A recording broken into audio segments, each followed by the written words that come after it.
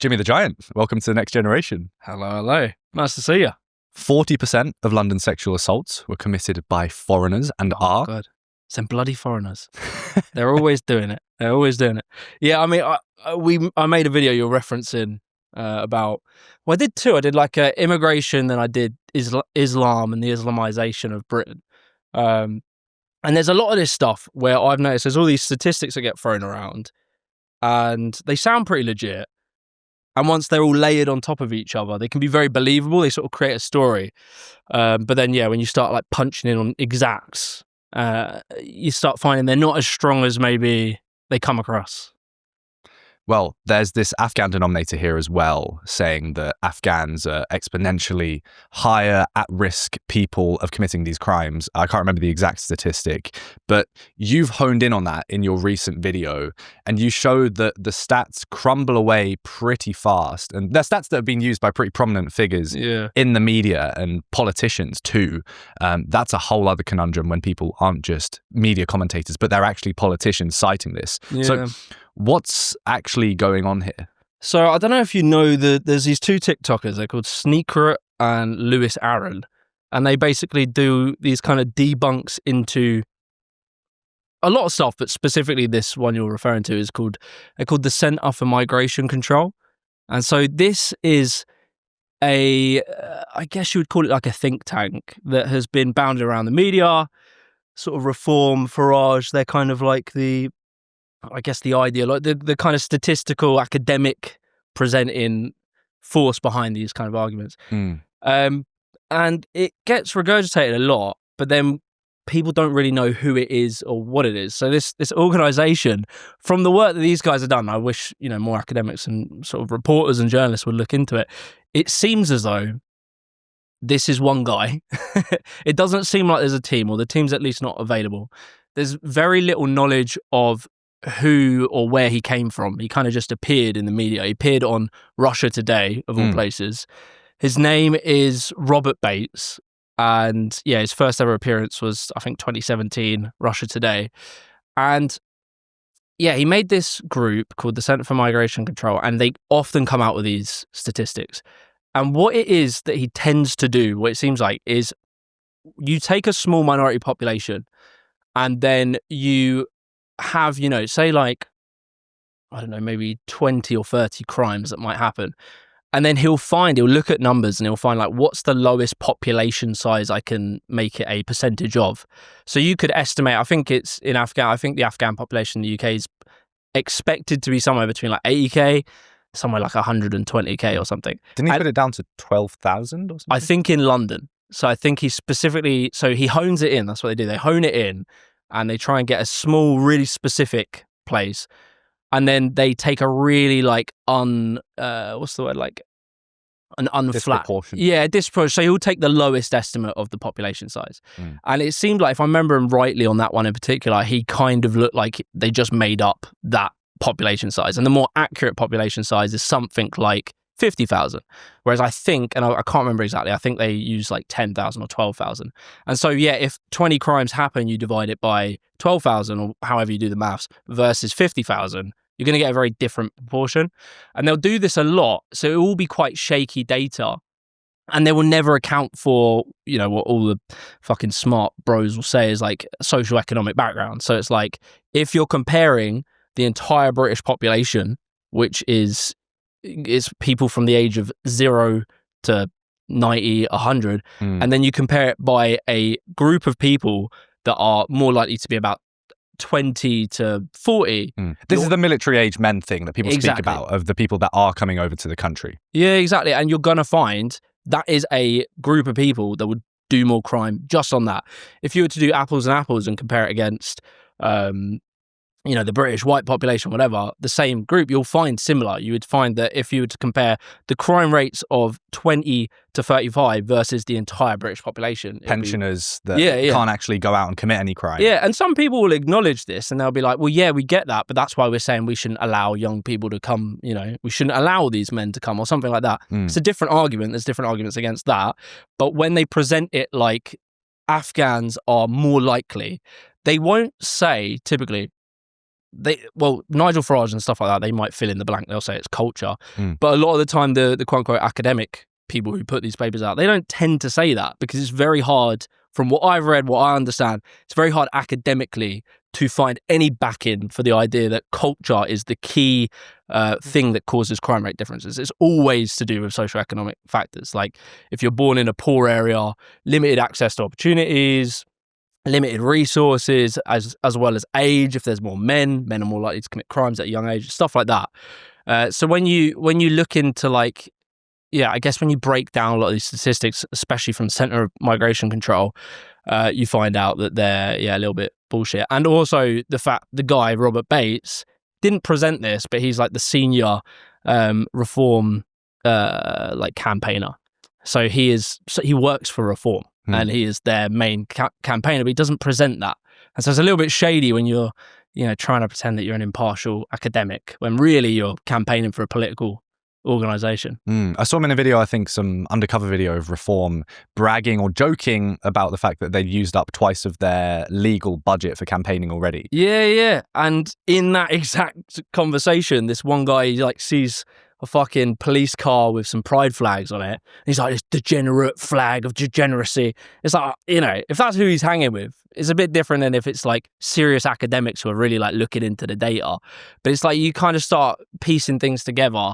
And the fact that his academic background, no one knows. They don't know where they don't know where he went to school. It's like, it's very shady. And usually, that is the problem generally with think tanks in general. There is a lot of shadiness in these think tanks, and they do it a lot. They did it around like the billionaire exodus and stuff like that. They tend to put out these reports that might be politically valuable depending on what your objectives are, but they're not very clear on how they get to these answers and stuff like that. And it only takes other academics, other think tanks to look into it, by which point the newspapers have ran with the headline and it's everywhere. It was the same with the billionaire exodus one. Was impressive because they put out this report saying there was like a millionaire exodus, saying that, shitloads of people were fleeing the UK because of tax raids or whatever. And it got shared about 10,000 times. And then it took a while for this group called, what are they called? It's like, I can't remember their name. I can't remember. But they're basically a think tank, more on the left. And they looked into the report. They like crunched the numbers. And it turned out this exodus of millionaires was about 0.3% of them, which happened as well in 2015, and no one really gave a shit about it then. But in the political context, you can sell a story around exodus. That's sort of the think tanks. There's a lot of dark money that goes into all these, and you got to be really careful with them. How common do you think this problem actually is? And do you think it's explicitly on the right with things like immigration, or does it go to both sides? Doing this podcast now for a year, I've had to crunch the numbers a few times on different polls, and especially looking at relationships in my generation and sexless men and all this jazz. Bros ain't fucking. Yeah, but you always see the data and it's different depending on the person that's conducted the survey. And obviously there's going to be variation, but sometimes I see conflicting evidence where you could literally construct different arguments based on these different polls. So how prominent do you actually think this is in politics, and is it a left and right issue? I'm sure there must be. I lean to the left, so I'm more aware when the right do it. I'm sure there's been examples of like, it's hard to say because I always try and distinguish. There's establishment left, which would be like the Labour sort of people, and they're funded. They have their own way of looking at the world that is different to, say, me. And then there's the right and the think tanks there. I would say on the real like socialist left, there isn't a lot of money in that because it's kind of not really a profitable movement. So it's like, I'm sure there's probably been some dodgy science because, of course there always will be, but I notice it a lot when it comes to immigration and tax. They're big ones. But you're right, like polling and stuff like that. It's this sort of relationship, I guess, with the media and pollsters and academia, where sometimes when you look at things hyper-focused, you can create a whole story based on something that's happened in a small window of time that when you zoom out is very different. Like crime rates is a massive one. Crime has consistently come down exponentially since the 90s. The 90s crime rate was fucking insane. Like it was mental.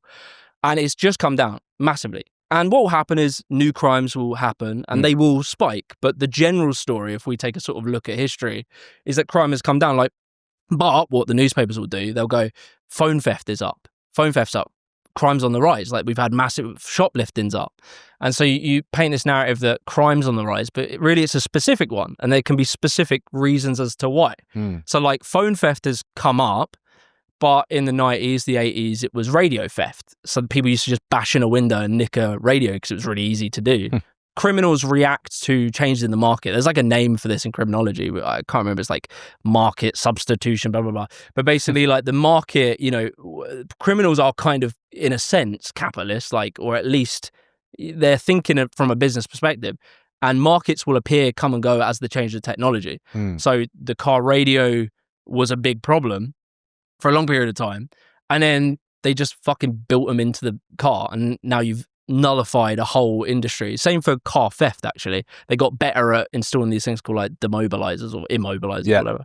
And then you just see car theft comes down. And phones at the moment, they're like a really perfect crime because it's just in your hand and it's expensive. You don't need to break into someone's house. I think home invasions will have come down massively since the 90s and stuff. But these create opportunities. They then make networks. So you steal a phone, you give it to someone, he then knows the guy that you ship it out, and the next thing it's in China being sold. Ironically, it gets built in China, stolen from people in London, and is sold back to China. That reminds me of that South Park episode. Have you seen the Cash for Gold episode? Wow. Oh, they create this jewelry and it's all made in India and it's fake, and they get pissed off and they run out of money, so they end up selling this gold and they melt it back down and send it to India to get made into jewelry again. Yeah. It's this whole cycle. That's it's beautiful. amazing. Yeah, they figured it out. But that's it. It's kind of interesting. And I wish some of this stuff, it is interesting, but I hate when it gets politicized like that, because you're like, there is interesting topics to understand how new emerging markets create new crimes and you have to protect against them. And phone theft sucks, and it sucks as a person. It makes you feel unsafe. And that's another thing. It's like things like that, they make you feel unsafe, arguably maybe more unsafe than you actually are. So because it's visible, I think there's a thing as well in criminology. I think it's called shattered window theory or something. Yeah, broken window theory. Broken window theory. And it's like when crime is visible and present, it makes you feel less safe, and it actually creates conditions for more crime to occur. But it can sometimes be deceptive if you don't zoom out and understand things. Because if you're seeing phone theft, maybe it's happened to you or a friend, but in reality, homicide rates have come massively down since the 2000s. They were insanely high. I think the homicide rate, if I'm not mistaken, around about 2003, I think it was 3 in 100,000. And now it's come down. This year was the lowest in a long period of time. And it's come down to something like 1.2. In North Europe, even including places like Copenhagen, I think, we have a lower murder rate than places like that. Wow. So we actually but that isn't the story that gets sold. And that's the thing. I hate the politics that gets played with this stuff, because it's to build a fear and it's not to give you an accurate understanding. And then sometimes it handicaps you from actually solving crimes a lot of the time, because you become hyper focused on certain things and maybe you don't take a holistic approach to reducing crime overall.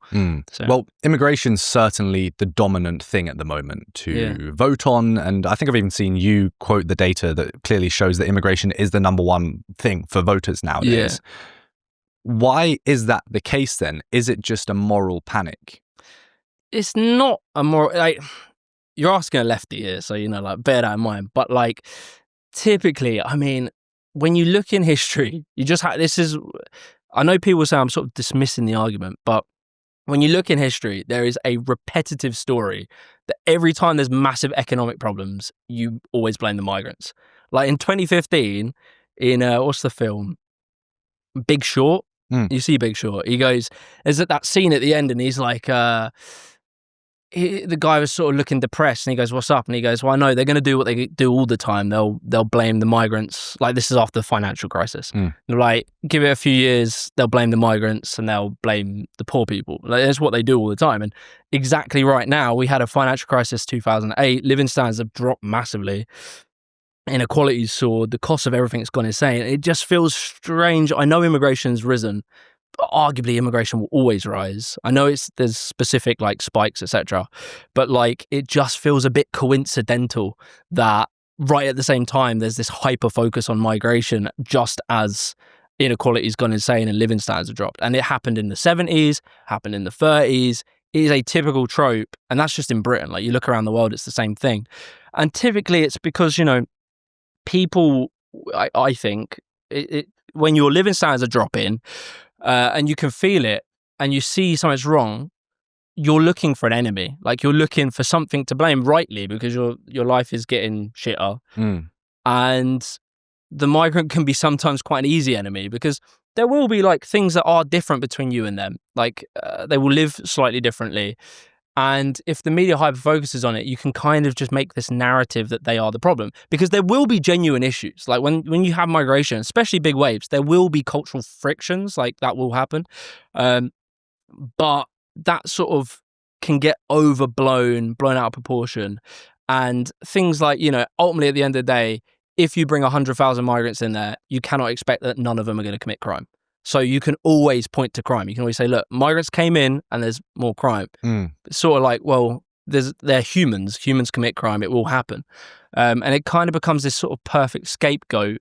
And I think one of the narratives that gets built, especially now, is if you're in a time where you feel like our country has been taking away stuff from its people, which is true, like, it's hard to get a house on social housing, nearly impossible. Like, it's very hard to do that. Your benefits gets cut. Also your town has like been gutted. High quality jobs have disappeared.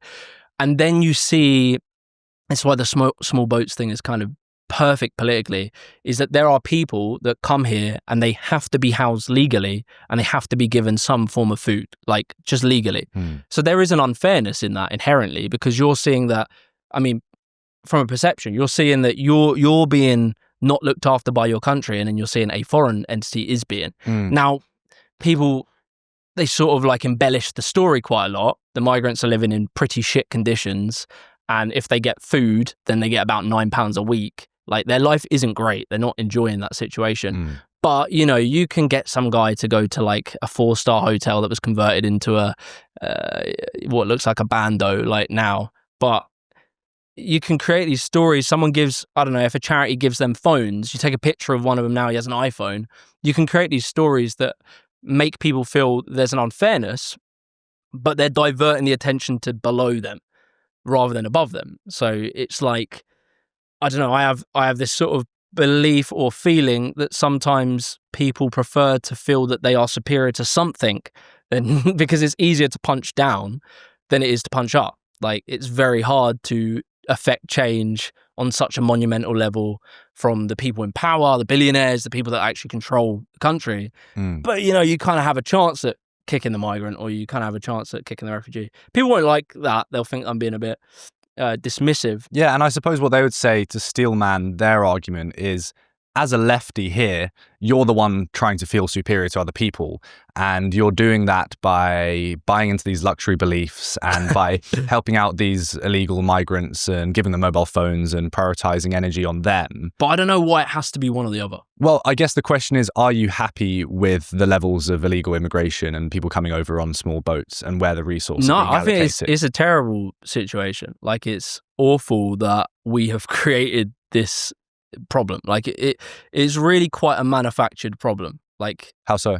Well, it was sort of like when we left the EU, from my understanding, we had a returns agreement. So we didn't used to see the boats weren't really a thing. We left the EU and then we created a wall, like bureaucratic migration wall between what they used to come on back of lorries, or they would overstay visas and stuff like that. So that used to happen, and you could say it's probably not a good thing that they snuck in or something like this, but they weren't being like, we didn't have to house them in a hotel. We created this sort of our own chaos when we cut that way of them coming in, and then someone was smart and realized, hang on a second, if you come across a boat, they will legally have to look after you. You claim asylum. In the past, they probably just snuck into the underground economy. It's not a good thing. It's not something I think should happen. But like, there wasn't this obvious problem. Well, I suppose what you're alluding to yourself is that the problem was still there. It just wasn't obvious. And and it was a different problem. So back then, like now, I think what people dislike, and I think this is fair, is that you're getting typically young men and putting them in a hotel for 2 years with nothing to do. And that's like not a good thing. Like young lads hanging out with nothing to do. They show like the first year, the crime rates tend to be pretty low. It's the second year where they're like, probably start selling drugs, probably start nicking shit. Like not all of them. It just always bear that in mind. This is going to be a fraction of them. Yeah. But you do see that the crime rates tend to in the second year. And like you can argue that's bad, but if they just got into work, if we just allowed them to work, if we just accepted the situation, you will see better outcomes for society.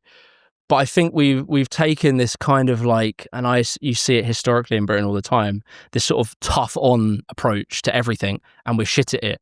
Everyone's shit at it. It's the same with drugs, same in America. Instead of being smart about drugs and legalizing and heavily regulating it, which we used to do, ironically, back in like the Victorian age, we were more progressive with drugs back then. You used to have to go to like a GP and you could be like, there were people addicted to opium and stuff. But the GPs, there was about 300 addicts in the whole of the UK. And it was only when we went this war on drugs, and there's other factors like supply chains, but it was only when we went war on drugs that it shot up.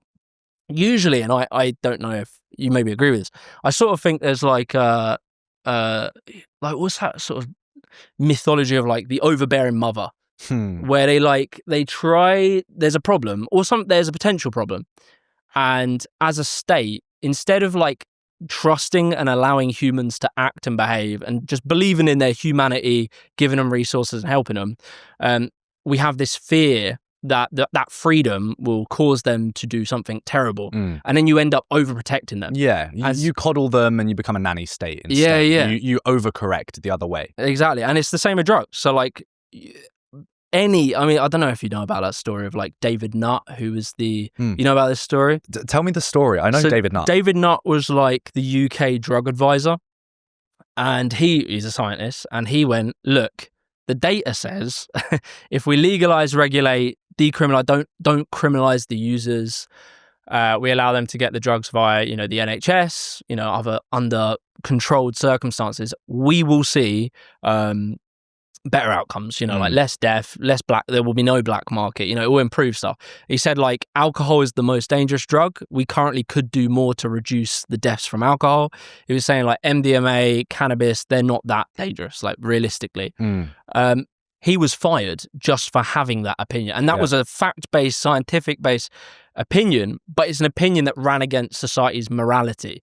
And that's where like British culture often goes wrong, I would say, is that we don't follow scientific approaches. We often have this feeling of injustice or feeling of like morality. I think it stems way back to like Victorian Protestant work ethic, all this sort of stuff, that then sometimes handcuffs us from doing the smart thing. So like to bring it back to the small boat stuff, like just realistically, if you were, if there's countries around the world that have conflicts and you set up a scheme where they can come, apply for asylum with their family, and they can come to the UK. And what we do, we try and embed them into communities. We put them in wealthier areas, because one of the big fucking problems is we've privatized that entire system. There is a guy, I forget his fucking name, I think he became a billionaire, and he is in control of the housing for asylum seekers. He became a billionaire because he got the contract from the government, because we have privatized it. He makes money from housing asylum seekers. So how do you make money from housing asylum seekers? You go, well, I'm not going to house them in Chelsea in a respectable middle class, I'm not going to put them in a nice area. I'm going to find the shithole, the HMO. I'm going to find the derelict community that's already struggling because the house prices are cheap, so I can take more money from it. And so then you make a problem where you've got these towns that are overburdened already because they've just been, I could go on for ages about how they got to that point. Yeah. They're already struggling. And then you put in people who are needing help, which is asylum seekers, you put them in these communities, there's going to be resentment, and that's completely fucking fair. But if we just took this attitude like... Do you think it is fair, just to pick you up on that? Because, these people have come seeking asylum, allegedly, and it feels like beggars can't be choosers. If you're coming to the UK, you can't expect to be put up in Chelsea in a manor house. this is where I have a very different perspective. Like, so we're operating from this perspective of how things are right now in Britain and the way we do things. And you are right. Under that, in that morality and that structure, it is unfair. It would be ridiculous to treat them better than people in poor areas here. But obviously, like, my worldview is that we should be massively helping poor people here. Yeah. So this is where I think the left can sometimes get a bit like cross swords, is like, when we focus on the illegal immigration, but we're not beating the drum that we want everyone to be having better living standards. We want mass social housing. We want we want to bring investment, big jobs back into poor areas. We want to like build lots of things to lift everyone up. When we hyper focus on asylum seekers, it does perhaps come across that we care more about them than the British people. Which is, I mean, I've done 2 videos on it, but I think like generally people would get the like the impression from my videos that I want to lift everyone up. I want to do all this sort of stuff. But I think the left needs to be strong in its political framing and like focus, where we need to be like, don't let them just talk about asylum seekers, because then you are like, you're buying into that frame. But if you go like, asylum seekers are people deserve to be treated well, and we want to treat all people well, we think you're absolutely right. These poor towns are being treated badly. Yeah. And we need to lift everyone up. But yeah, I completely see the argument, but it's the framework of like, I believe we should be doing mass investment into people generally. And I think Keir Starmer's fucked himself here by over-indexing on the immigration thing when he is meant to be part of a left-wing party and the head of it. I want to probe into this a bit further, because this fascinates me, and it's nice to have a conversation with a lefty about this as someone who's a 20-year-old sort of politically non-binary member, because a lot of the time it's a conservative activist in that chair who has very strong opinions, and they usually have similar talking points or identical talking points. And it's tough. Like, we've outlined some of the reasons for why that may be the case, that the right-wing publications want to focus on these stories. It's expedient for them to do so, right? So I want us to keep on going with this. What do you think to the argument that these refugees can't be genuine refugees if they've traveled through multiple Western countries to get here? Yeah, I mean, it's sort of like, I mean, they are coming from like, it's very hard to fake where you're from. So if you were to claim asylum in America, like Russia invades Britain, and you were to claim asylum in America, do you think that when you go through that asylum process, you could lie to them about, I don't know, let's say you were from Afghanistan, you needed to pretend you're from Britain. It would be quite hard to do that. If if an American came to Britain and he was trying to tell me he was from somewhere else, I could probably sniff it out, especially if the person doing the interview, my whole job is to understand their culture. I am probably from that nation. I'd probably sniff them out pretty quickly. We have a pretty thorough system of like sniffing these people out to work out if they are. And when they do the interviews, there's about I think it's like a 60% rejection rate, 50% rejection rate in the first interview. The second one, it's like sorry, I might have got that wrong way around. There's about a 50 or 60% approval rate. And then when they come back, it's like 70 to 80. So like the by and large majority are genuine refugees. It'd be very hard to fake being from Afghanistan if you're from Syria even, because there's just things like accent and like local knowledge, and that's what they will test them on. Obviously, like any system, and this is what I would say right-wing politics tends to do, is they focus on when there is, like people cheating the system. There will always be, like any system you have, there will be someone will cheat it. But they, in my opinion, would throw the baby out with the bathwater. Yeah. And you have to think holistically. So it's like, if you make the system so shit to try and fix this smaller percentage that are like cheating it does that approach have good outcomes? So I'll give you a really good example. Like, for instance, my wife is Ukrainian. She is a refugee. And since Brexit, I personally, as a British person, have far less rights than I used to have with regards to like migration. So back then, my wife, who I met, I'm like I guess, what would you call it? Like sort of middle class now, I guess. I travel, I'm international, I'm like remote, I'm like paying good money to the tax man. I'm someone probably my country should want to keep right? People like me, when you travel a lot, you might meet someone abroad, like that happens, and then you might want to marry them. And in the past, when we were in the EU, I would have been able to just by right, my wife can live with me. Just that's like a given. You'd instantly get that right. But when we left, because they now want to go tough on migration, they try and do it where they know they can do it. And they targeted spouse visas. So now for my wife, she used to be able to, like before Brexit, she would have been able to be here indefinitely. We now have to pay $7,000 for us to be here. That has made me and her think, well, I'm half Irish. I can get my Irish passport. I could move to Spain and she would get indefinite leave there. So by doing that, by having this system, making it $7,000, in a perfect world, I might live in Britain for half the year, live in Spain for the rest of the year or something like that. But what the system has created is either or. So I either have to get her here, pay the money, or I leave. Because like they make it so when you have to pay the money and then you have to do like 6 months and stuff like that. So by doing this, right, this, if you think about it, what I'm saying is like when you want to be seen as being tough on something, you then create these butterfly effects and things you might not have expected. So like they've potentially lost me as a taxpayer or something like that. And I think that's the thing. Sometimes when you hyper-focus on these things, you don't ever, on that small percent that are cheating the system, you might not think what are the downstream effects of going after that. Yeah. And it's, we left the EU and that's had a very detrimental effect on our economy. So their obsession over immigration I've seen no benefits of it. They've made immigration harder for people that typically want to, they tend to say they want to have like high-skilled people.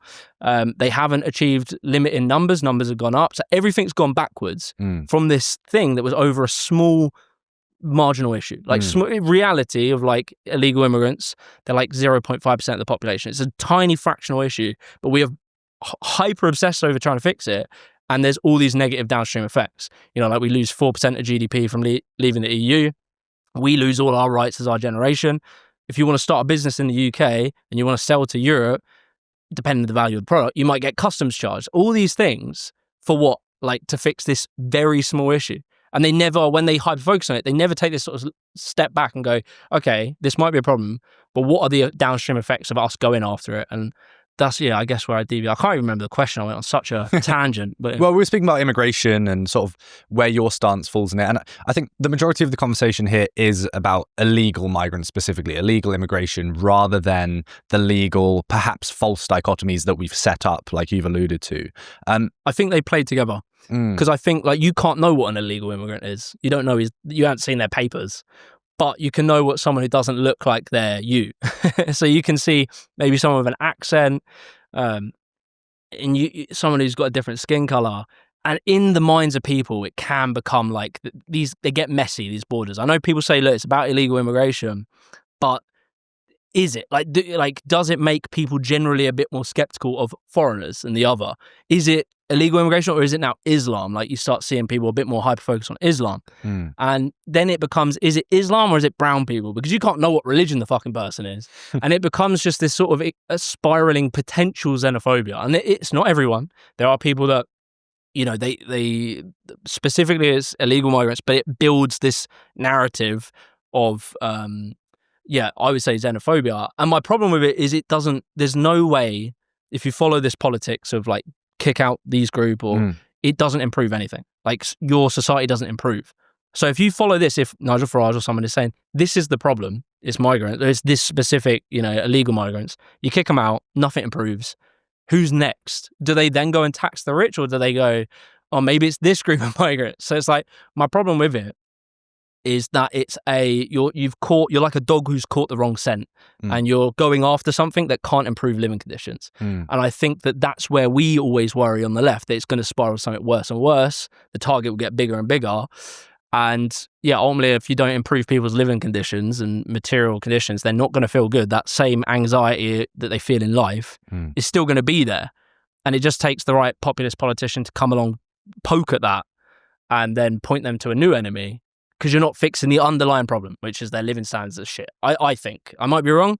Maybe these guys, I don't know, maybe they love living in poverty. Maybe they love deindustrialized towns. Maybe they love that.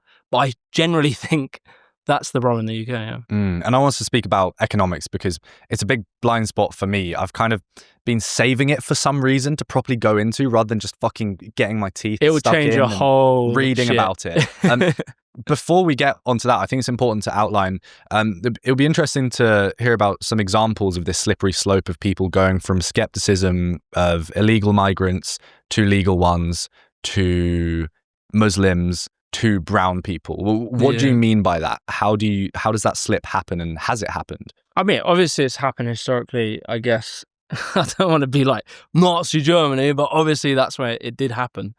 But it's kind of like, xenophobia. I mean, I would say, when you think about far-right politics, it always adapts to the era it's in. So, like, if we're talking really extreme, like fascist kind of views, it's rare you're going to see success if you come out like, hey, look, I believe the white race is superior. I just think, like, we should just hang out with the bros. It should just be white dudes. Like, that's not going to win. And these politicians, these people that believe that know that. So they adapt the tone into the era that you're in.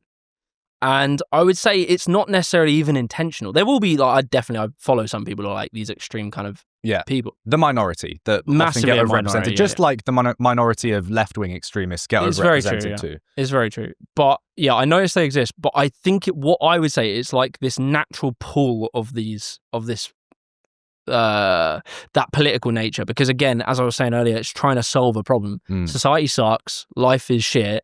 Why is it shit?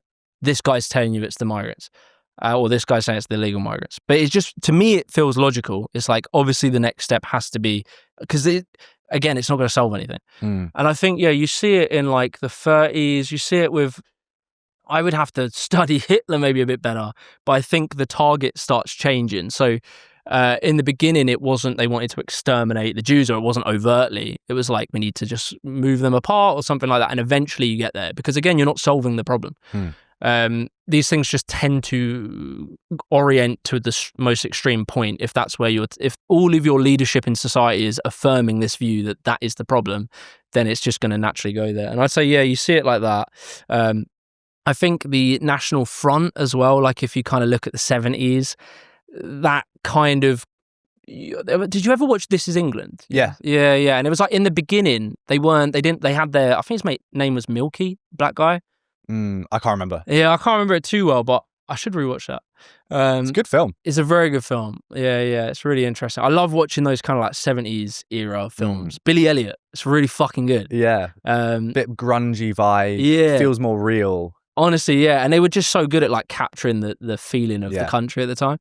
A lot of these, I think they were made like a little bit later. So you had that reflection, which is, I'll be interested when they make films about now in 10 years. Oh my God. So it'll be a more sober position to make it from. Yeah. But so This Is England, like they have a black mate, and he goes from being one of the guys, one of the skinheads, to he's the enemy. And I think, if I'm not mistaken, that was kind of true in the skinhead era, that you would actually have, originally, it was black. So skinheads came around because of like Jamaican rude boys and white mods kind of working in London in places like the East End. They'd be working in like industrial kind of stuff, and they worked together and they kind of built this culture. So it was like skinheads is an amalgamation of mods plus Jamaican rude boys. And over time, in the original days, they didn't like Indians. So even the black guys, they didn't like the Indians. And there was like this kind of like in-group, out-group. It's quite natural in subcultures anyway to have an in-group, out-group. I'm a free runner. We used to hate people. I was doing parkour. We used to hate people who did free running. Yeah. Skaters and rollerbladers, they fucking hated each other. There is this kind of natural weird group tendency, especially with young lads.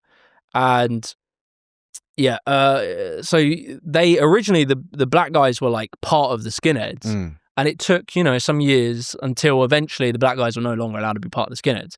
And it was like, they were like, wait, we thought we didn't like the Indians.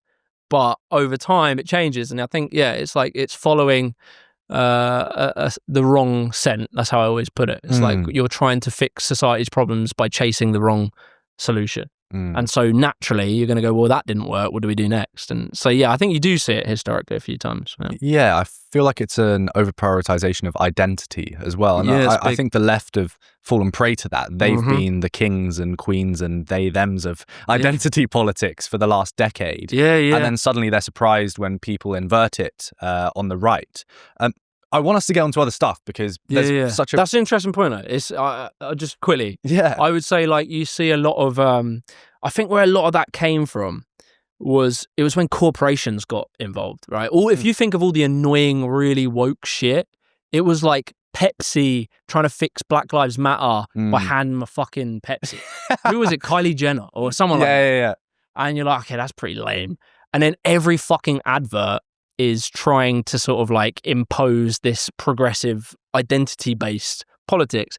And yeah, if you're like a normal, I was on the right for a good period of time, and I was like, it annoys you because it's so clearly hypocritical and it's so clearly like out of touch, and it just feels cringe. And it's because it's a fucking market. They're trying to sell your product, and they're reading the room. They're like, look, we're really fucking wealthy, and you could critique Coca-Cola in a million different ways or Pepsi in a million different ways. We pay our people shit. We want to look good. So what are the kids talking about? Oh, Black Lives Matter. We'll jump on that. And then it feels so inherently out of touch. And what's being presented, I would say this is sort of the mainstream liberal interpretation where they realize they're no longer talking about economics. I don't know if you remember like Occupy Wall Street and all this stuff. No, that was before my time. Okay. So like financial crash, Occupy Wall Street grows, and it's like this, there's no left and right. It's us against the billionaires. They've just destroyed our entire fucking economy. We want to do something about it. They should be put in jail. Like it was fucking criminal, the shit they did. And so there was this growing movement of Occupy Wall Street, and it was like the 99% versus the 1%. And all of a sudden, around about 2015, all of the corporations sort of gathered around this identity issue because they can be like, look, we sound socially progressive. We don't have to be economically progressive. We can be socially progressive. And then that inherently is hollow because you're upholding the same system that created the fucking financial crash, but you seem like good people or something like this. And so, yeah, it caused a backlash because it's so inherently hypocritical and so out of touch with people. And like the Gillette advert where it's like demonizing young lads for like having a scrap and shit. And so it pisses people off, and I found it fucking annoying. The funny thing as well is seeing these corporations, they've got Jaguar UK and then they've got Jaguar Middle East, and the UK one has an LGBT flag, but the Middle East one doesn't for some reason, and I wonder why that is. Disney like cutting out black dudes in the Chinese version and gay kisses and all that, and it's like that's the thing. And it was a really genuinely good critique from I guess what was the right at the time, where they were like, this is hypocrisy from the corporations, but they try, in my opinion, they started tarring the entire left as this. This is liberals. This is like mainstream businesses, corporations, the liberal politicians that still believe in all the same economics that caused the financial crash. They're jumping on this shit because they can see that the young people are like, they care about this stuff. But it's so inherently out of touch. And it's like if you're someone living in a poor, declining town and you see, and your impression of the left is all this corporate slop, then you're going to be like, yeah, these fucking woke idiots. But there were people that whole time talking about taxes and talking about the economy, but they were drowned out by this fucking this like identity politics stuff. Not to say none of that stuff matters, but it was just like it was clearly a diversion tactic. So yeah, I want us to clarify a couple of things because my brain just goes into logic closing loop mode, and I go crazy if I don't close the loops. Got you. Close the loops, Elliot. One of the things that we've spoken about with immigration is that these people can't be refugees if they're crossing borders and they're not just staying in France. I feel like we haven't answered that question. So what it is, right? So the way refugees tend to work is they try and go to a nation that they have some chance of building a life with. So to get someone to Britain, if you're from Syria, is like you need your entire family to save all of its money and send someone. You cannot go to an embassy and then you're trying to save your family, right? You're in a war zone and you want your best chance of doing that. You could go to the neighboring country, which is what most of them do, like 80%, I think, something like that, go to the neighboring country. By and large, I think it is around 8% of all of the refugees in the world are in the developing world. But if you are a family that can pull together enough cash and you can pay someone, they call them like smugglers or mules, or is it mules, smugglers? Yeah, coyotes smugglers. or something like that. Yeah. Give them some money. Some of these guys are criminals and like gangsters. Some of them are just like these fucking crazy, like super hippies who are like, I want to fucking help these people, and so I'm going to risk my whole life just to get them out. They do it basically like on passion sort of thing. They're a lot all of them criminals, are criminals, though. Yeah, they are criminals. They're all criminals. For sure. But it's the same as like guys who try and sell LSD because they really want to spread LSD because they think it enlightens you or something. So it's like some of them are the dark type of criminal where you're thinking of like evil. Some of them are well-meaning criminals. Yeah, some of them got, they got a little story that they tell themselves. So they make it okay. But anyway, so most of them go to the developing world. But then if you can pull enough cash together, you have like one person that you can afford to pay someone to get to, like the wealthy world. Because if they can get to the wealthy world and they can bring the family over, you guys are now good, because that nation next to you, it also probably isn't that stable. Like, and you want to optimize your chances of your family's safety. So you pull your money together and you pay it. Who are you going to send? You're obviously going to send the like young, strong lad. Yeah. You're not going to send fucking granny. So you're going to send like the young lad. He will make this journey, and they will typically aim for countries that have the closest historic tie to where they're from.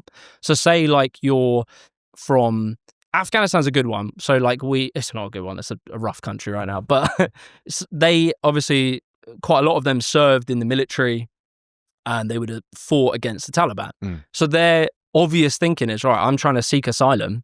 Maybe my best odds to evade the Taliban is to try and get to America or Britain, because, I can speak the language, I learned it, I understand their culture a little bit. They might not want to go to, I don't know, a nation that wasn't in Afghanistan, but let's say they might not see China as like their option or something. They do. So they're trying to find their best option. And that's why you'll see it when you look at these nations. France will have different refugees than Spain. Spain will have different refugees than the UK. And when you trace it back, you tend to find colonial ties. Because typically, like, if you're from, I forget what the place in Africa is called. It's like the Cote, I don't know, fucking... I know what you mean, and I'm going to fuck it up even more than you. Yeah. So it's a place. Google it. But it's there's a lot of them there. And you'll find that if you actually look into the refugee, the people, it's like you'll see there are massively different populations of different types of refugees in different Western countries. And you can tie it right back to colonial ties, typically, or conflicts that were recent or something. So my point is, they will go to this country because they have more chance. They understand the language, or maybe just the culture a little bit better, and they'll try it, and then they'll make pockets there, and it becomes a bit easier. Like, I'm sure they're not called Barry, but like, let's say, I'm not going to try and make up a Middle Eastern name. I think that'll get me in trouble. But they'll try and like hang out with a group of similar people to them, because it just offers you the best chance of like success. They get to the country, they claim asylum, and then they go, right, well, I can bring my family. So you've pulled your family out of the country. And you see this in the numbers. So when the boat crossings come across, it's disproportionately young men. But then when time, give it 2 years, the family reunification scheme tends to be women and children. So it does even out. This narrative that it's just men is not true, but it evens out over time. So yeah, what they're doing, they're finding nations they have a good chance of. And if they can pull some money together, you would do the same thing. You would try and send someone to the developed Western world where they felt like they had an opportunity. And, we can all critique. We can say, well, you should have, by law, you should have went here. Technically, by law, they actually do have the right to claim asylum in the UK.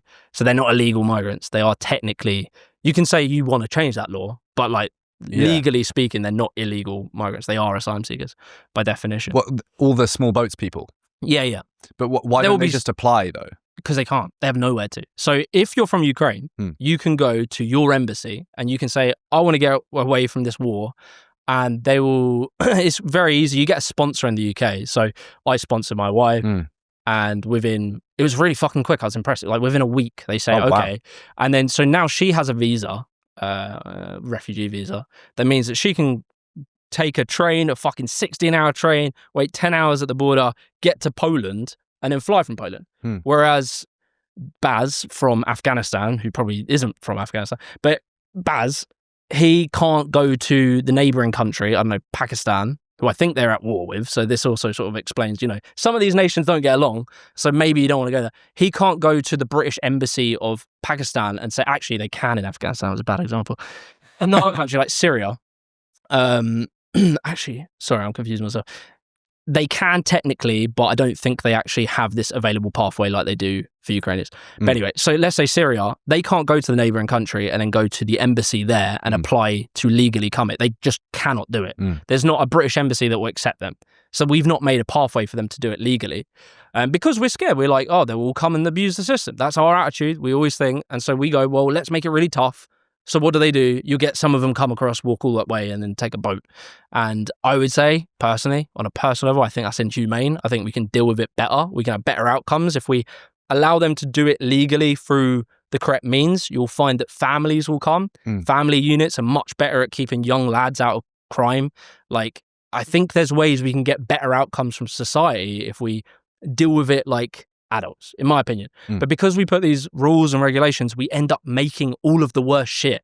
Because we're trying to stop them coming, we try and underfund the refugee scheme. So then it takes 2 years for them when they get here to get their thing approved. And then you've got them in a hotel for 2 years. There's more likely to have problems. So it's like, by us making it so hard, or trying to make it hard, and it doesn't work because everyone's still unhappy, you end up getting all of the bad outcomes anyway. So it's like, if we just took a more humanistic approach and looked at it like a real situation, I think you would get better outcomes. I think, make those safe routes, and then we can complain about people on the boats. Because if they're coming over and they're safe routes, then you know those people are cheating it. There's no safe routes unless you're from Hong Kong, Ukraine, Afghanistan to a very limited degree, but not really. Like their system's a bit fucked.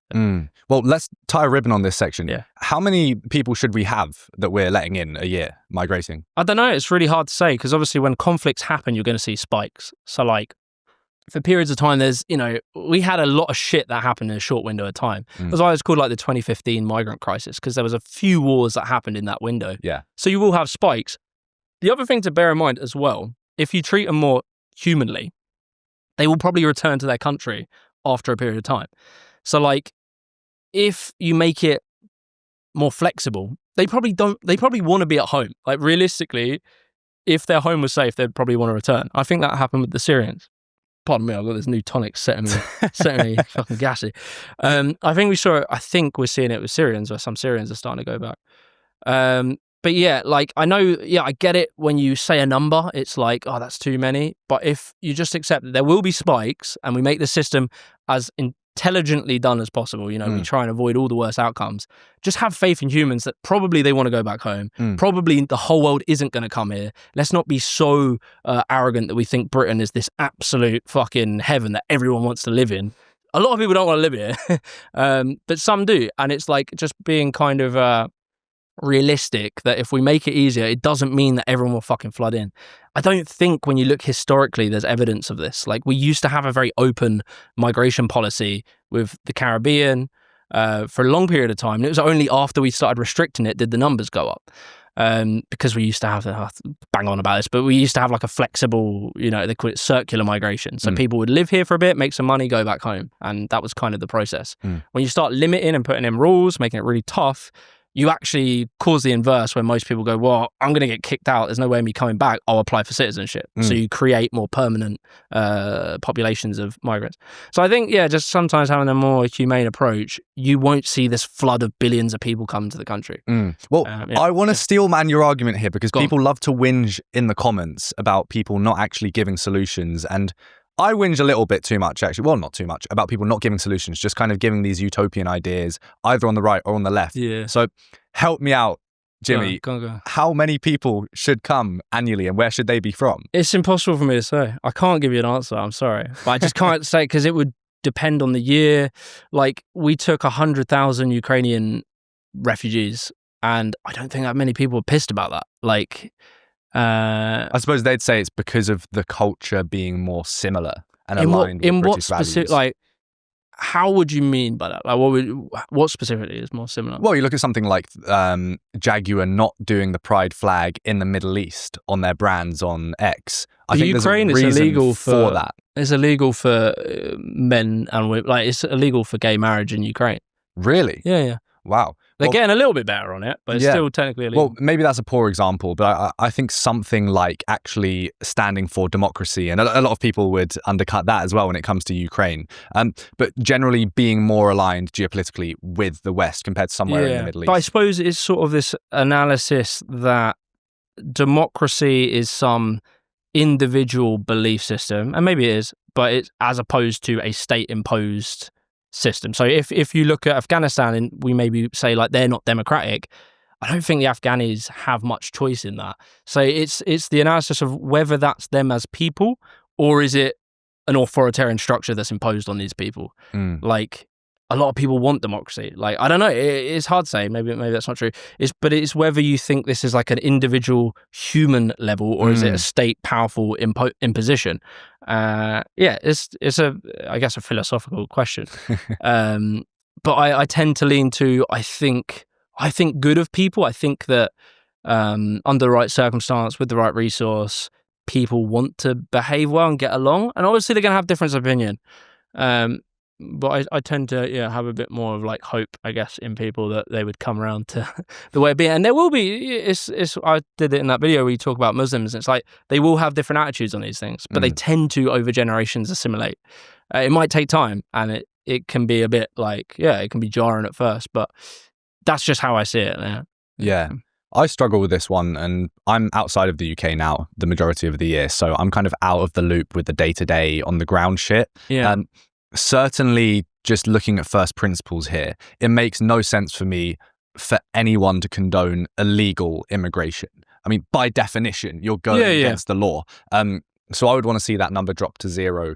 And well, my system, it would drop to 0 because I'm basically saying that if people apply for asylum, they can come here. If they do it in the neighbouring country, they would be allowed here. So that number would be 0. If people started sneaking across the border, then you have more rights to refuse their entry because if you've given them the resource and opportunity, they should have done it the right way. You can be more suspicious of people trying to sneak in, the criminals, etc., in that scenario, but we're not really given that scenario. So I would agree with you. It would be 0, but it's 0 on a technicality.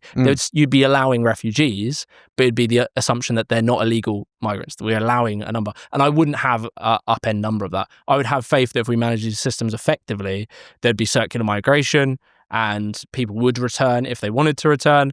And if we put resource and effort into doing it well, I think would mitigate a lot of the problems. But and I think the point on individual humans is so important as well. We forget this all the time. We get caught up in these big systems. And something like I said of it being a democratic country doesn't necessarily mean that the people do or don't hold that opinion. I think they're certainly more likely because they're going to be inculcated with those values. But we're a bit arbitrary with where we apply that logic because we would happily allow Chinese people to come here. They live under authoritarian regime. We happily allow Americans to come here. Their murder rate is much higher than anywhere in Britain, but we don't go, all Americans are all natural killers. So I guess it's a values thing. Maybe it's something, I mean, as someone who's not religious, maybe it's something more like the religious values that we've sort of had embedded in our culture. I mean, there are loads of books about this, and I'm fascinated by things like Glenn Scrivener's The Air We Breathe, which is the idea, and it's based off of Tom Holland's Dominion. I don't know if you've heard of this book. I've heard of that book, but I haven't read it. It's all Someone about... told me about it yesterday, weirdly. Really? Okay. Well, it's all about how Judeo-Christian values have basically shaped the West. And you and I, are you religious? Yeah, I am actually. You are? Okay, well, we'll get to that later. I'm not. Yet my morality is sort of shaped by these Judeo-Christian values that have, through osmosis, seeped into my conscience because our society was built off of them. And I guess somewhere like Ukraine maybe is a perfect example of this. They are Orthodox Christian. Their religious attitudes and values are so removed from ours. They're like connected. And this is where, I get this sort of general opinion, but then I find when you actually look closer, you see much more difference. Like, their attitudes are very different around things like sex. Like British people are so bashful around sex. And that has massive trickle-down effects to behaviors, attitudes, insecurities, all this sort of stuff. Ukrainians a lot of people look at Eastern Europe like it's this, I don't know, super religious. It is more religious, but their religion is very different. So like British Christianity, typically like American as well, is very like, it's like moralistic. So we believe that there is a way to behave. Our actions, our behaviors is what makes you closer to God. But in like Orthodox, it's more like Catholicism, which is more ritualistic. So the preacher doesn't go like, okay, Jesus He was chilling with the fucking poors and he cured them all and he was sick and it was really nice. And you should heal the sick. Like, that's a good thing to do, like look after poor people. In like Orthodox Christianity in Ukraine, they sing you these prayers in Old Slavic. You don't understand 90% of what they're talking. So their relationship to religion is more of like a communal and a more ritualistic thing. You go through the process, you connect with God on a spiritual feeling. The preacher isn't really telling you what to think and what to do. So it's like, I find sometimes when you zoom in on these attitudes, these sort of like, religious things, they're not quite the binary that we make them. It's the same with like, I guess, Judaism and Christian. We always say Judeo-Christianity. Jewish people think very differently to Christians, like very differently. They don't see like the life of Christ and his behavior as like a model. They are, I don't know a lot about Judaism, but I would imagine they're much more similar to the kind. When I watched this thing that was called Orthodox. It was a really good show. I don't know if you've seen it. But they seem more ritualistic. Like, it's a similar thing to sort of Orthodox.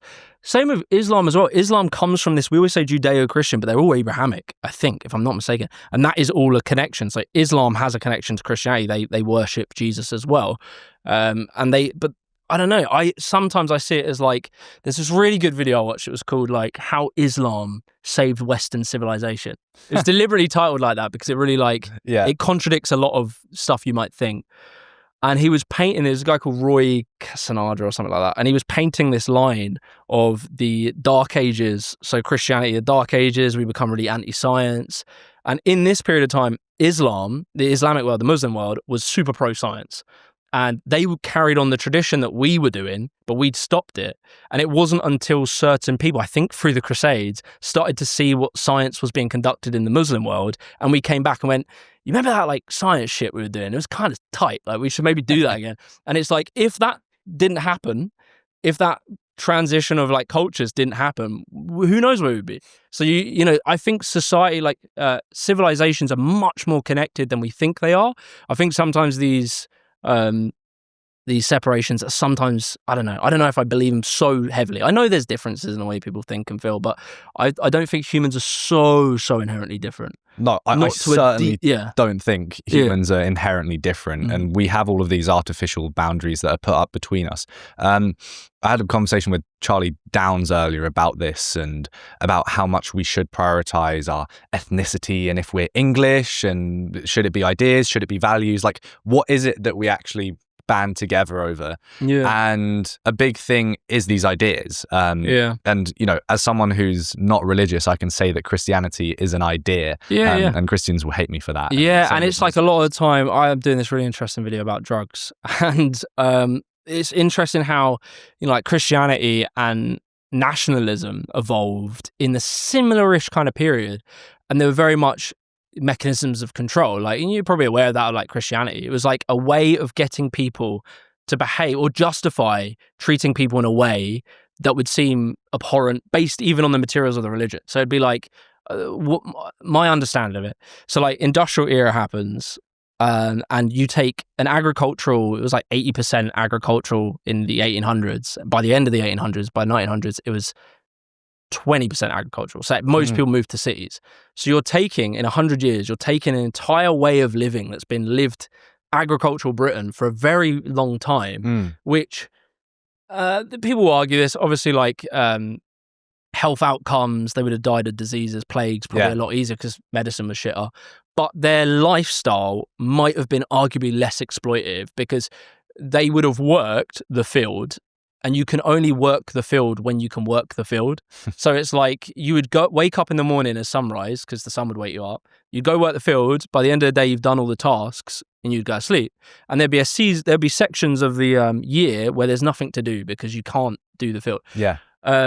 So you've taken this society that lived like this for a very long period of time and you've urbanized them. And you've gone to them, okay, you guys now need to work in factories and you know, time is money. So you need to like work very long periods of time. So you've now taken people and put them into a place and it's going to pay you shit. And you're going to be living in squalor. You'll be living in slums. You used to live in the nature and it was kind of chill. But now you're living in fucking, industrial Victorian London and you're living in a slum. There's fucking cholera everywhere. It's pretty shit. you have to somehow make people believe that is worthwhile doing, because at the end of the day, them lot can revolt and burn down the factories if they want to do that. Yeah. So you have to somehow control them. And it seems as though Christianity and also nationalism sort of came around in this period of time, whereby I guess the rulers of society needed to justify this this treatment of people. Because if you read the Bible, you'd probably come to the conclusion that isn't the way you should treat people. Like if you listen to Jesus, you'd be like, maybe we should look after the sick, the weak, the vulnerable. And so they had to do it. And they made this thing, I guess it's called like the Protestant work ethic, which was, an interpretation of the Bible that would say that working hard is it brings you closer to God, which is fine. Working hard brings you closer to God. And it also said that success is given to you do not demand anything of God. Like, it's wrong to demand something of God. You deserve nothing. It's this attitude that we are like a lowly being and we deserve nothing inherently. So that paves the way for, you're saying to the workers, don't expect much. And it also says if you're successful, it's because God chose you. And you're successful, God, you are one of chosen people, blah, blah, blah. So you've now basically religiously justified the existence of deep inequality, and you've told people don't complain, sit down, shut up, or like as we British people say, stiff upper lip, or keep calm, carry on. These are all, they come from this attitude because we have to justify our treatment of the workers in that period of time. And then you create, okay, so this really sucks, right? People don't like this. Even if you tell them it's about God and stuff, it sucks. So then you have to tell them that you have to make them feel like they're part of the team, right? You can't say you lot are all shit. You have to tell them, actually, you are workers building the holy British Empire that is the white light of morality in this chaotic, barbarian world. The British Empire, which you are part of, is holy. So you create nationalism in that period of time, because beforehand people were like, I'm from London, I'm a Londoner. Yeah. But now you're creating a cultural identity around these things, around a nation.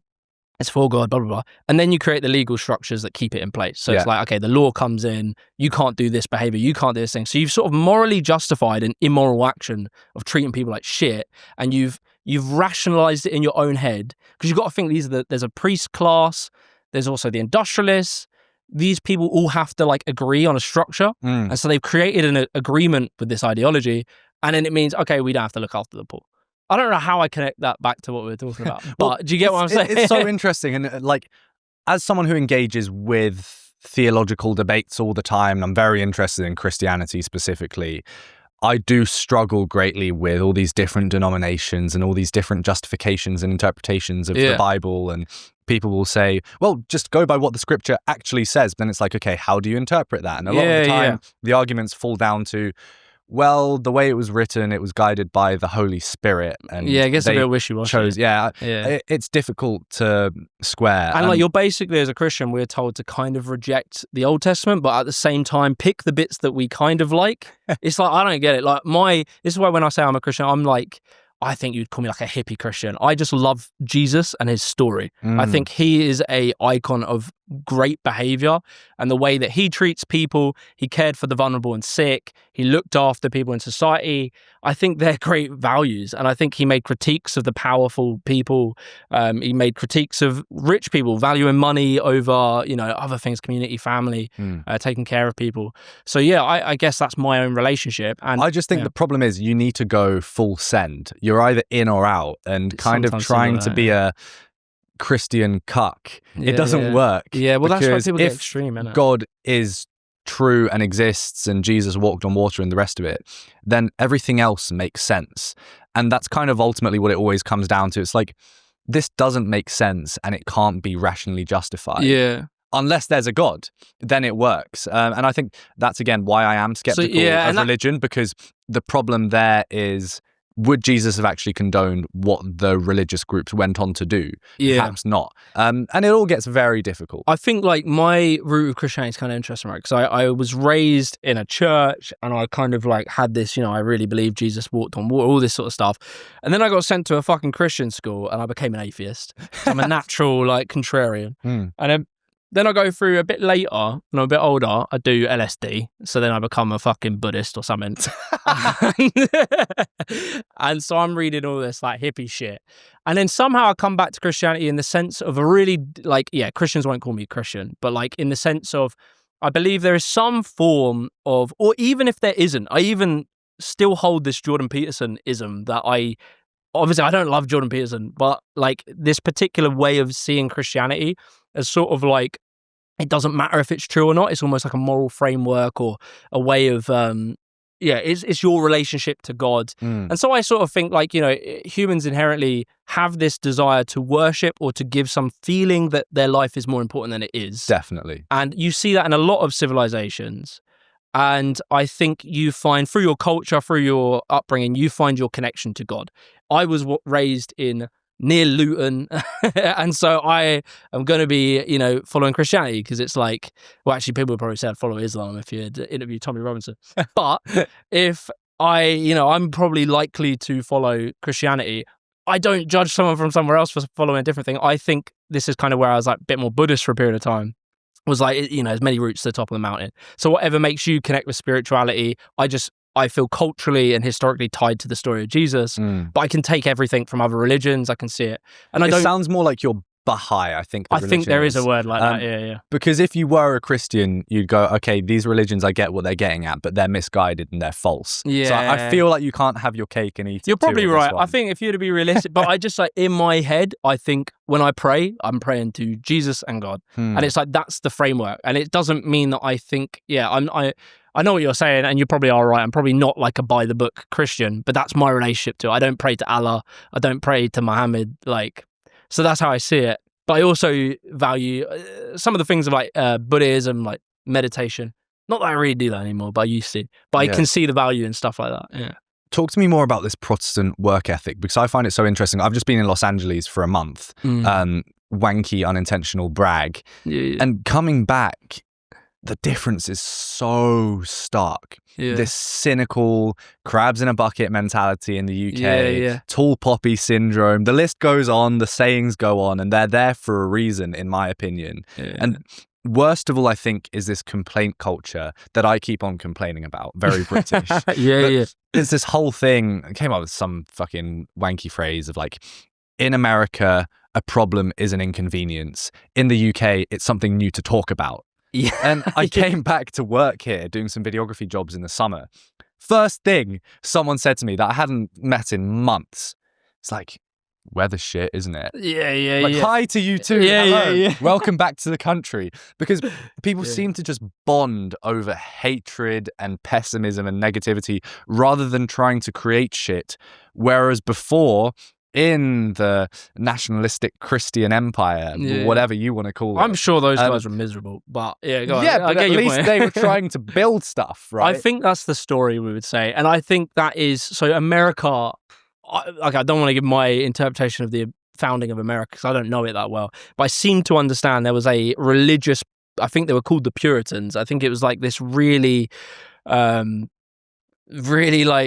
moralistic form of Christianity, and they were saying, it's funny, if you listen to the American story of the founding of America, it's about religious freedom. If you listen to the British story, it's about a load of fucking religious fanatics that wouldn't just chill the fuck out, and they had to go and find their own country to set it up so they could do their Christian shit.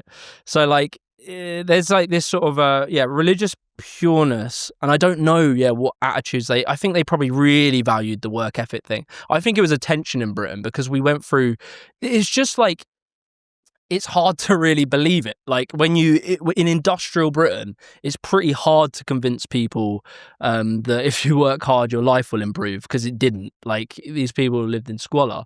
But when America comes along, and I would have to maybe understand it a bit more, there was probably more prosperity, especially if you're a white European, because, it's off the backs, like very obviously off the backs of slavery. I'm sure white Europeans would have lived in pretty shit scenarios, but there was this I also don't know how much it would have been off the backs of slaves either. I just had Rafe Hadelman-Koo, who's a British historian, in that chair. He speaks about how like sugarcane exports made up like 1% of the population's GDP, and that the slave trade, the ships were like 1 in 1,000 or something crazy.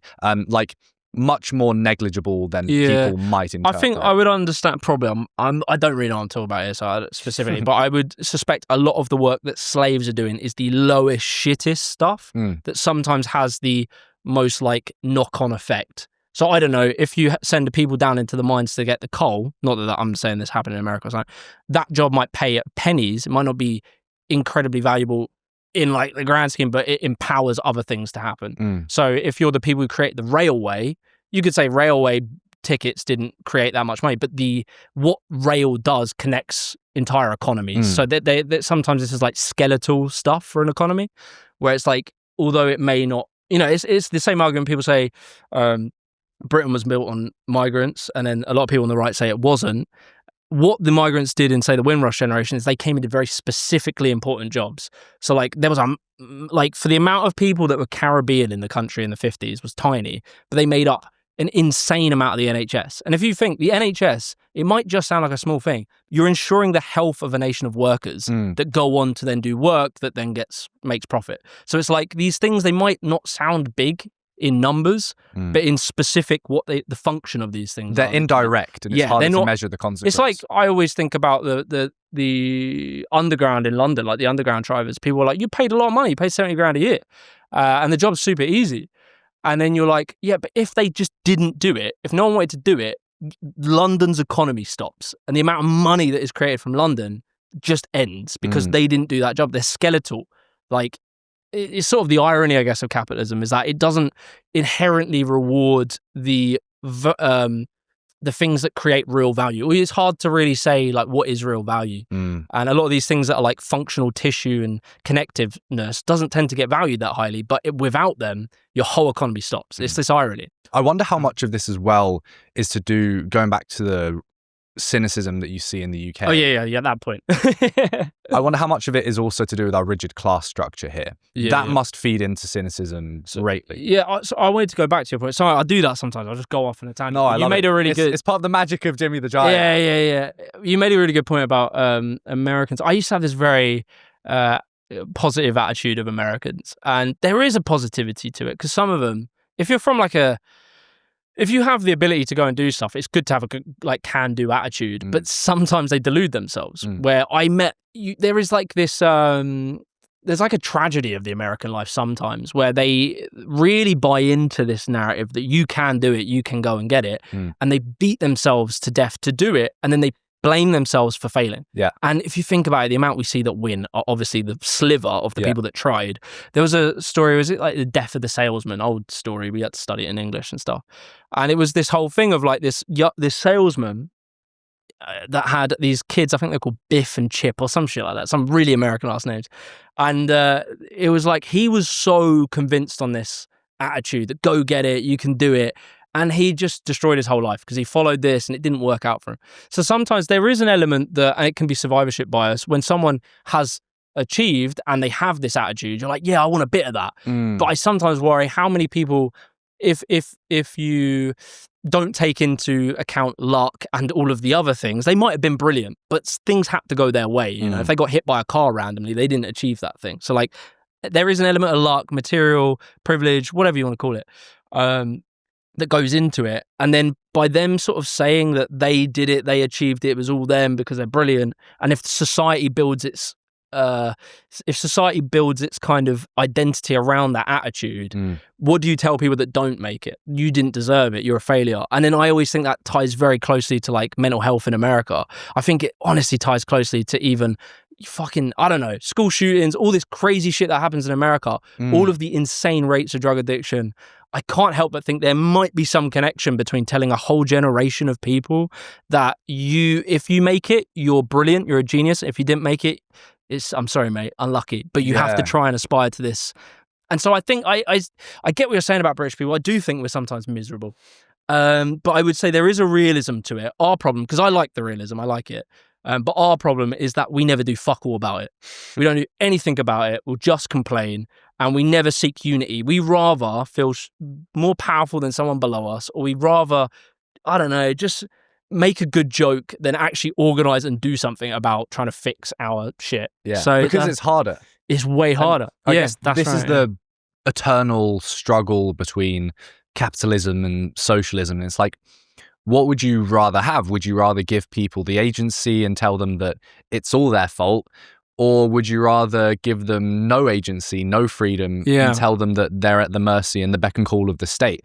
Either way, you get trade-offs. I would much rather live in a society where it is my fault and I have the agency I think you've got to find change things. Some sort of mid-ground between that. Because, like, yeah, you want to inspire people to work and do stuff. And, like, you want to reward people that go above the pale and do stuff.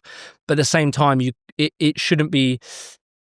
I think they always say, like, people are okay with inequality as long as, like, I'm okay. I have the bare essentials, you know?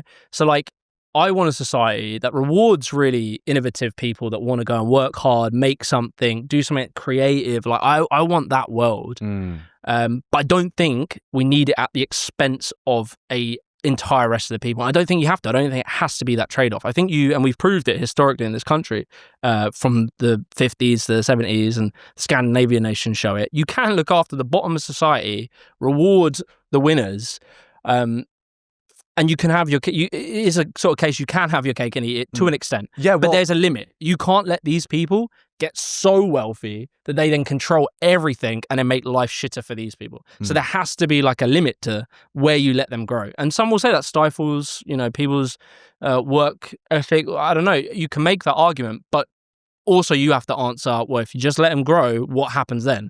Historically, like, it never works out very well. So it's like, yeah, I think we can exist in a world, like, I always say, I'm very pro-markets, I'm very pro-business, but I don't believe business can exist. Like, you might have noticed it in Britain. It's very hard to get a business kind of going at this point, like, with just the costs of shit. Yeah. Like, it's very tough. And we exist, if your rent prices are insane, if your energy bills are insane, and I posted a thing the other day, if you think of a coffee shop, like, I love coffee, so I love going to these, like, hipster coffee places, and you look through it and you see, like, you know, there's the barista, there's the business owner, the beans person who moves the beans, about the roaster, all these people, even the cleaners. And think about how much value that coffee shop brings. Maybe it's your favorite little half-hour break from your day at work. Maybe you made friends there. Yeah. It's like, it brings a lot of value. The person who makes the most profit in that situation is the person who owns the land. So it's the land owner. They haven't really done a lot. They just own the bricks and mortar. And it's the people that did all this action that should be rewarded. But because of, you know, property price, etc., you're making it so the person who does the least contribution to society gets rewarded the most, and you make it very hard for these people even to do that thing. And so, like, I want a society where you can bring that property prices down, energy prices down, and then you can then talk about, go out and make things and do stuff. But that becomes very hard in a very unequal society, basically. It's kind of, I'm going to say a bunch of shit that's retarded because I know nothing about economics, but I think that's fun. We can have that on camera as a document. I am very stupid as well, so I feel like, you know. But I mean, I'm half Swedish. I speak Swedish fluently. For real? And I go and visit my family. I mean, I used to do it a couple of times a year. I haven't, which is bad of me the last couple of years. But I went in the summer for the first time in a while. Yeah. And I just found myself coming back and I was like, you know, maybe socialism is the one and only answer. And what I've seen over there is a fucking utopia. Yeah, you had the Scandinavian epiphany where you're like, wait, these guys, they're doing business. That's not stopped. But there isn't fucking homeless people and drug addicts everywhere. Stockholm is like the San Francisco of Europe. I think it's got the most unicorn companies coming out of it as a city. Maybe it's just per capita, but I think it's overall in Europe. This is one of the other arguments about, like, you know, so this is maybe a roundabout way of saying it. If benefits didn't exist in this country, right? If you couldn't not get a job and sit on the dole, where do you think half of our major music exports would have come from? The amount of them that were sitting doing drugs, claiming benefits, and went on to be the Beatles or went on to be these big things. There is a honest thing of sometimes giving people money, investment in R&D, and not always tying it to a direct profit motive. So, like, there was a period, if you think of, like, NASA, if you think of that era of, like, space race, they didn't go to the people to make the spaceship and say, look, you need to, here's a load of money, but you have to show me there's an ROI and there has to be a return. They gave academics money and said, figure some shit out. And, like, they just trusted in these people. And yeah, they might have wasted a load of money on some shit, but that experimentation, when you foster the ability for people to spend time and experiment, you then create innovation. I always say it with my career, the reason I was able to be a YouTuber, I knew lots of people that were way more talented than me and could have easily have done something in entertainment, but they were just from slightly poorer families. My parents were able to keep me begrudgingly until about 25. So I had a few years and I didn't get a proper job until I was like 25. I was claiming job seekers for a while. I was a net drain on the economy for a good period of time. But that, because, you know, just trust in people that they're not shit. And if you give them resource, eventually it led me, because I was always trying to do something. I was like making parkour clothes, trying to make a brand. And then I was like, all right, I'll do street food. I set up a market store and we made fucking no money for a long period of time. And then finally something works. And I think that's the goal and the dream, is to just provide some resources to look after people at their basic and give them a little bit of breathing room. And then you can be creative. And I think you see that a lot. That's why middle-class people tend to be overrepresented in politics and media, because they have a little bit of a safety net that allows them to experiment and make mistakes. Whereas if you're from a very poor community, you don't have that luxury, you know?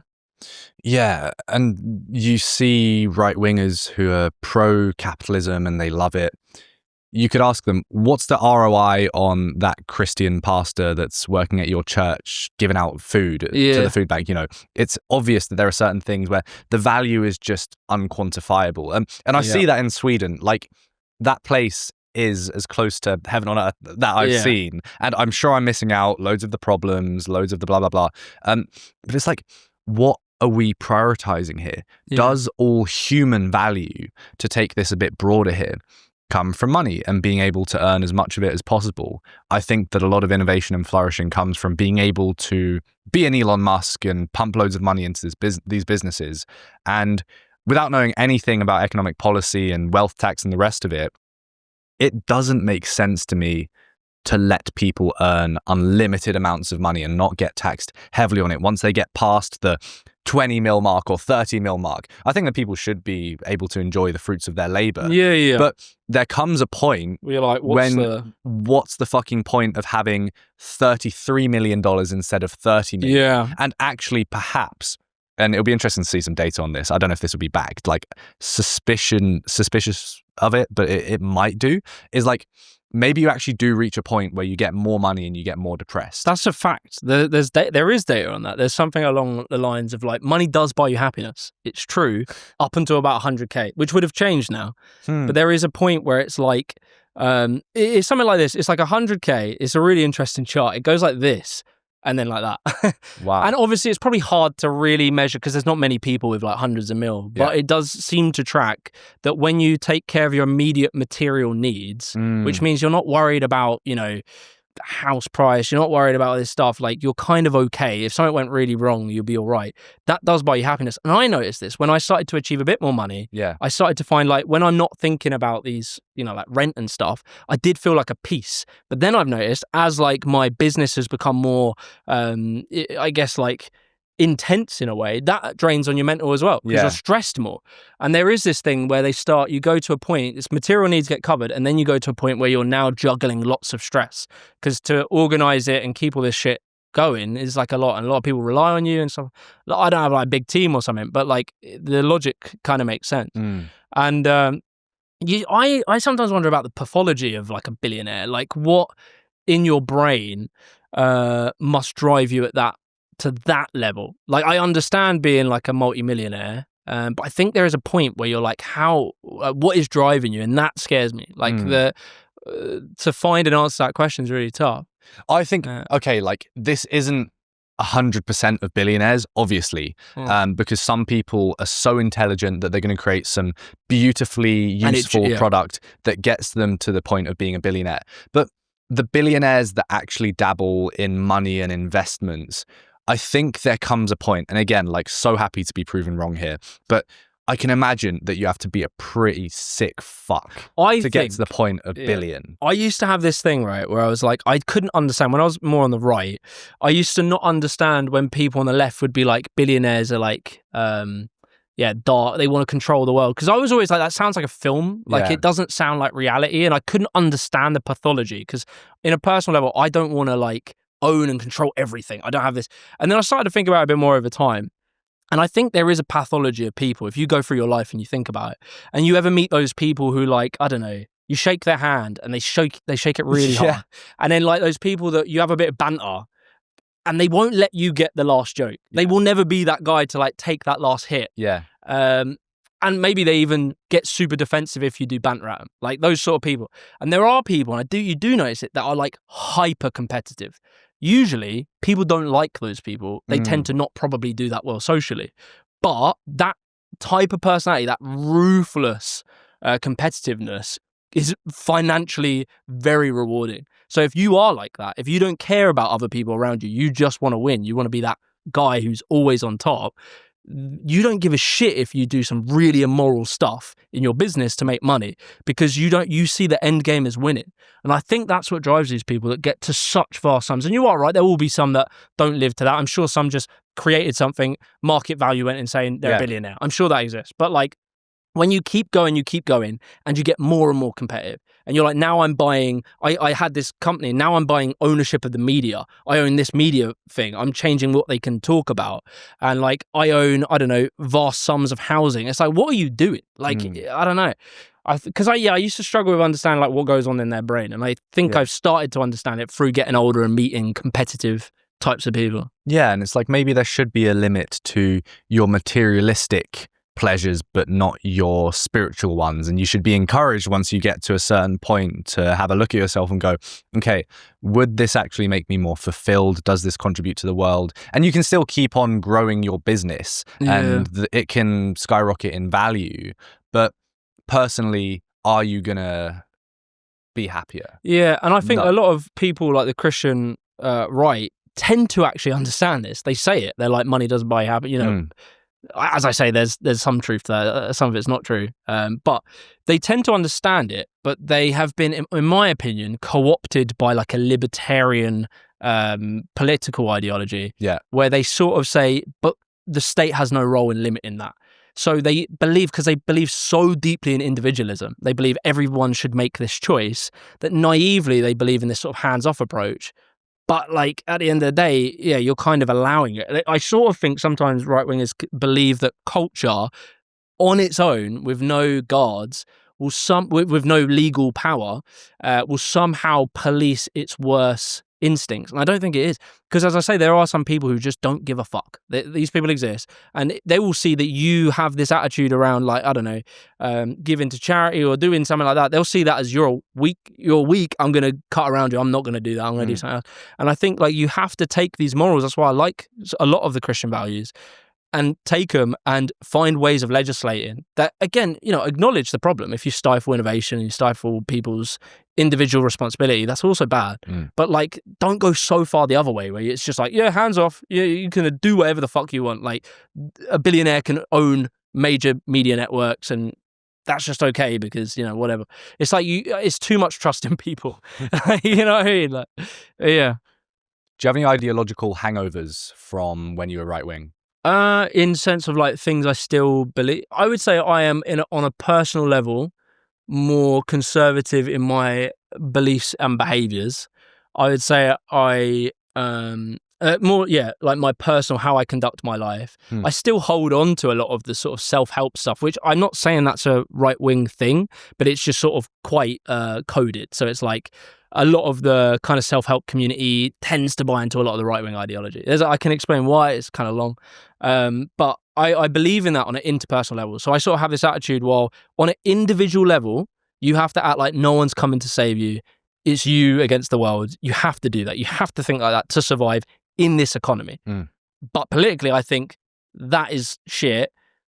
That's like handing out life vests on the Titanic and not thinking maybe we should, I don't know, you couldn't fix the Titanic, it's a bad analogy, but maybe like addressing the root problem, which is a sinking ship.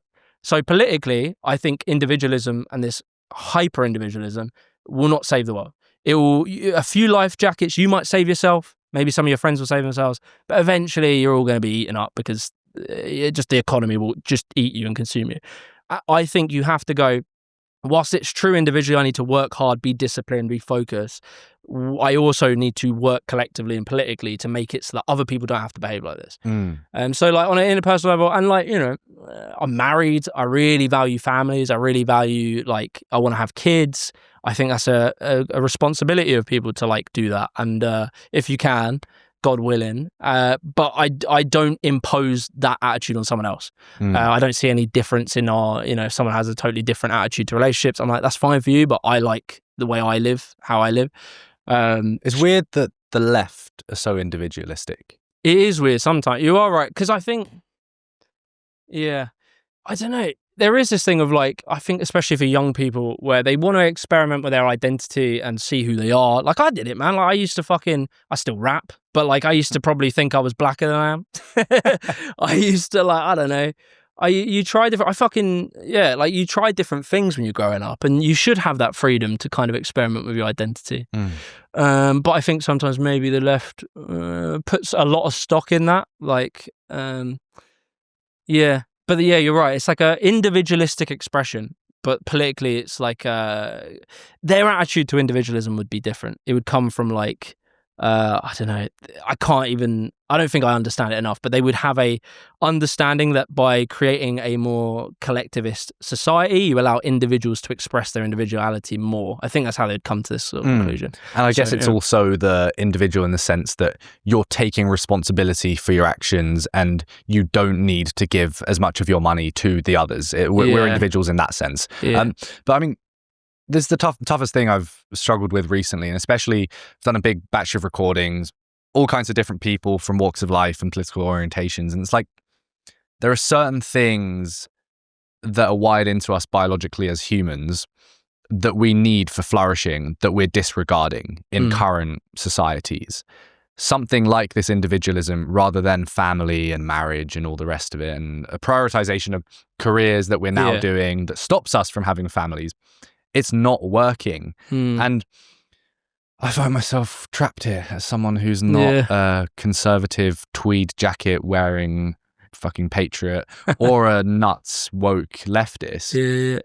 There are certain things that are just irrefutable facts that are heavily considered conservative now. And maybe I'm a pussy for not just embracing them regardless of the labels that others wrongly put on them when they're just true. And there are certain things that actually more so politically that I'm on board with the left that, again, maybe I'm being a pussy and not onboarding because I am myself in the pursuit of not trying to get caught up in ideology. I'm still scared of actually adopting certain viewpoints from either side because I don't want to be labeled a lefty or a righty. And how old are you? You're young? 20. Yeah, so it's like, you know, that is right. You should try and experiment, because sometimes you can get too bought in. When I was your age, I was too bought in on like this identity of feeling like I was on the right, like it felt like an identity, and then deviating from it is like almost dangerous. Like you're like, if I listen to too much, I don't know. I remember specifically, and this might just be me, this is just probably how I am, but like I remember it was Jordan Peterson. I love Jordan Peterson, and he did a debate with probably Slavoj Žižek, mental name. Have you had him on? Am I right to think? No, okay, I thought I saw it from there. But yeah, it was sort of accepted that Slavoj destroyed him. Like that was kind of like the general consensus. And I sort of remember not watching it because I was like, I don't want to be like exposed to this. Because he's an outright communist. And I was like, I don't want to be exposed to that because it conflicted with my identity as thinking that leftist thought, communism, all this sort of stuff is like deeply intrinsically bad and it's the opposite of me. And it was like, there can be a limitation. So it's good that you're not tied like that because it allows you to think more freely. But at some point, there can be a thing of you can't have, both sides can't be correct on an issue like, I don't know, billionaires. One side is right. It's either billionaires make the world better, I haven't seen much proof of that, or billionaires are a problem. You can't be like, you can't really be in the same. The center, I guess, would be you can limit how much wealth you can have. I suppose that is a centrist perspective. Well, this is such an important point to reiterate from Kieran Andreou, who was in that seat from Novara Media. And he just looked me in the eyes and he was like, Elliot, it's not always the rational, sensible option to be a centrist. Sometimes the reasonable and correct position is radical. I spoke with him about that, and he imposed that on me and it's stuck. And I spoke with Charlie Downs, who's right wing, working with Rupert Lowe, and he agrees too. And I think it's super true. Like sometimes we get caught up, especially myself, and like there's probably been one of my biggest reflections the last month is in the pursuit of not being tribal, you end up tribally assigning yourself to the outer group that sat there on the fence, all virtuous and smug. But really, that's not the answer either. And that's what I'm working through here. Well, yeah, but there's no like rush. You know, you're a young lad, and it's like there's no rush for you to pick a side. But it's just important to not aggrandize the lack of decision. You know, like you shouldn't be certain on something you're not certain on, but don't take that uncertainty as like an end goal. There should be at some point you come to conclusions on certain things, but always still test those conclusions. So it's like you never get to a point where like this is what I am, and that is very tough. And you're right to be scared of that. Where it's like this is what I am, this is who I am, and now I'm like sort of I've done the you shouldn't get there, but you should risk being wrong. Like risk saying like I stand on this. I think you have to do that. I think like you can see where centrism goes wrong in Labour and the Labour Party, Keir Starmer, and you see it as well. Like the Democrats, especially Labour, they just want to have their cake and eat it. They want to seem like they're the good guys, so they just nibble around the edges and then they lose because they don't stand for something. Like it's better kind of to stand for something and be wrong than just to sort of go, I don't know, guys. Like maybe it's what you're saying, maybe it's what you're saying, and a lot of like people who I guess identify as completely centrist, I don't know, it sort of it depends on the issue for sure, but like on certain issues there is right and wrong and there is science as well. Like on, I don't know, if it's centrism on flat earth theory, you're in a confusing place. It's either the world is a globe or it's flat earth. So there are issues where you should sort of pick a side, but like I don't think it's a rush to. And I suppose it's this tool of skepticism and when to implement it. But ultimately, skepticism needs to be a tool in service of creating something. It's not a flex in and of itself. And it's kind of like using this skepticism to carve away at a piece of marble. But eventually you need to stop to create the statue. Oh, that's a beautiful Elliot. Fucking hope. That was sick. Rather than just obliterating it. So that's where I'm at. And I appreciate you coming on the show. Chatting with me. I've been a fan for a long time. Love sick, your man. content. And we'll get into a few more questions because there's so many. We'll have to do a Rogan 6-hour episode next time. I can waffle. Cover your back and there's catalogue. Probably like 80% is shit, but there'll be a good 20%. And you'll be like, that was kind of cool. Well, we'll cut that up out of context and get you in trouble on socials. I'll tell you. We've got a few questions on Substack. But first, where can people find more of your work if they're not already subscribed? I'm mainly YouTube. So Jimmy the Giant on YouTube, Instagram, Jimmy the Giant UK. I don't really post a lot on there. Twitter, don't follow me on Twitter. I'm a dickhead on Twitter and I don't want to be on Twitter. I don't know why I'm on Twitter. I should get off of Twitter. But if you want to follow me, Jimmy the Giant, I think, on Twitter. So yeah.